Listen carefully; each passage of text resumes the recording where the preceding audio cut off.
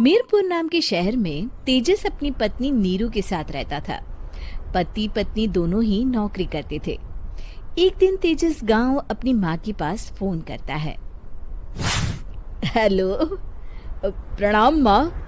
जीते रहो माँ, तुम दादी बनने वाली हो हैं? अरे वाह, ठीक है बेटा, मैं कल ही आती हूँ। जब माँ जी शहर पहुंची तो बेटे बहू ने बहुत अच्छे से स्वागत किया। लीजिए माँ जी, चाय। अरे गर्मा गर्म पकोड़े ले आओ माँ के लिए। नीरू रसोई में गई और 2 मिनट में ही पकोड़े ले आई। जी ये लीजिए। बहू, जादू से बनाए हैं क्या? अभी तो रसोई में गई थी। यम्मी। माँ जी, शीला रसोई में पकोड़े तल रही है, मैं बस लेकर आई। हे भगवान, मेरा धर्म भ्रष्ट कर दिया तूने। अब तो गंगा जल से शुद्धिकरण करना होगा। दूसरे दिन, माँ जी मैंने नाश्ता बना दिया है, ऑफिस जा रही हूँ। पर अभी तो घर का सारा काम पड़ा है। शीला आती ही होगी, झाड़ू पोछा बर्तन कपड़े वो सब कर लेगी। हमारे जमाने में घर का सारा काम हम ही करते थे।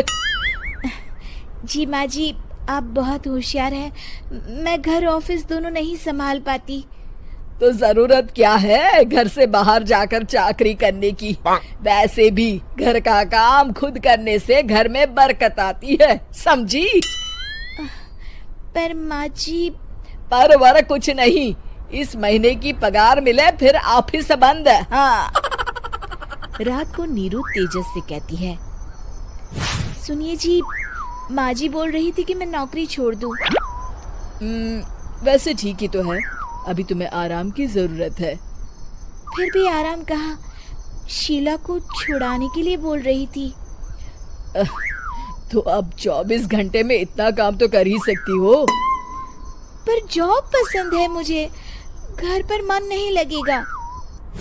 अगले दिन जब दोनों ऑफिस के लिए निकल रहे थे, मेरी तो कोई कीमत ही नहीं है इस घर में। माँ जी, आजकल महंगाई बहुत है, रहन सहन भी बदल गया है, दोनों नौकरी करते हैं तभी ठीक रहता है। अच्छा, तू कहना क्या चाहती है? मेरा बेटा तुझे बिठा के खिला नहीं सकता? तू ही इस घर का खर्च चला रही है, हैं? नहीं माँ जी, मेरा वो मतलब नहीं था। मतलब खूब समझती हूँ, ये बाल धूप में सफेद नहीं किए मैंने। हाँ। अब तो ये रोज का काम हो गया था। तेजस भी रोज की झिकझिक से परेशान हो गया था। एक दिन उसने कहा, नीरू, वैसे भी तुम्हें मैटरनिटी लीव मिलने वाली है, तो अभी से ही छुट्टी ले लो। पर क्या, मेरी सैलरी अच्छी खासी है। आखिर नीरू ने रिजाइन कर दिया। जब बच्चा हुआ तो घर में सब बहुत खुश हुए। कुछ दिनों बाद तेजस फाइल देख रहा था। क्या हुआ तेजस, कुछ परेशान लग रहे हो? हाँ, वो हमारी जितनी सेविंग्स थी वो तो हॉस्पिटल में और छठी के फंक्शन में खत्म हो गई है नीरू। और अभी वैसे मंदी चल रही है तो मैं बोल रही थी कल मुन्ना को हेपेटाइटिस का टीका लगवाना है। नीरू, क्या पोस्टपोन नहीं कर सकते? नहीं जी, बिल्कुल नहीं। अब तेजस को समझ में आ रहा था कि उससे गलती हुई है। पैसों की कमी का असर घर के माहौल पर भी पड़ रहा था। अगले दिन, बेटा मेरा चश्मा और ये दवाइयाँ ले आना, पर्चा देते हुए माँ जी ने कहा। जी। तेजस, मुन्ना के लिए दूध का डिब्बा और डायपर भी ले आना, और ये किराने के सामान की लिस्ट है, इसे भी लाना है।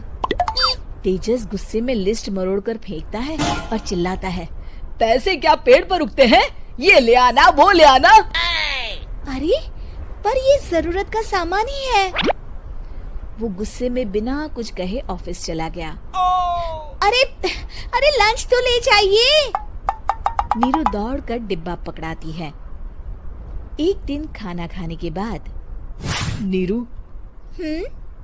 अब तो मुन्ना कुछ बड़ा हो गया, तो अब तुम वापस ज्वाइन कर लो ना जॉब। पर इस रिसेशन में जॉब मिलना बहुत मुश्किल है। ट्राई तो करो। फिर मुन्ना? माँ जी है ना, और एक फुल टाइम मेड भी लगा लेंगे। पर माँ जी, उन्हें तो पसंद नहीं।